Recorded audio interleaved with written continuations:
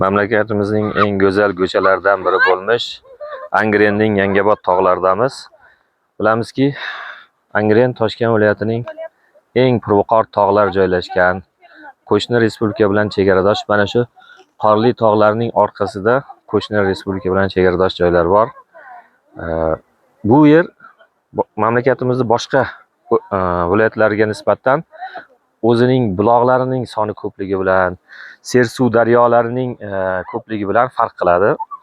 Har yili 100 minglab vatandoshlarimiz bu yerga dam olishga kelishadi. Mana bu pastki qismda sportchilarimiz kelib dam oladigan joylari, ya'ni o'sha mashq qiladigan maydonlari, stadionlari joylashgan. Biz bugun O'zbekiston Jurnalistika va ommaviy kommunikatsiyalar universitetining 2-kurs jurnalistika yo'nalishi talabalari bilan keldik.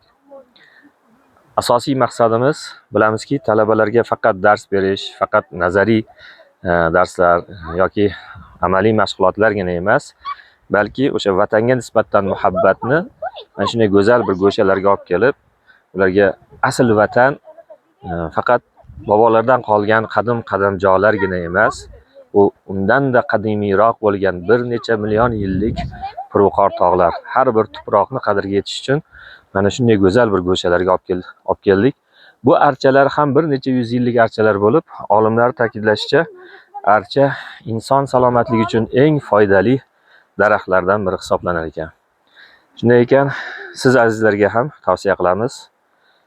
Doim mana shunday go'zal joylarga kelib, vatanning har bir qarish yerining qadriga yetadigan bo'lib ketishlaringni.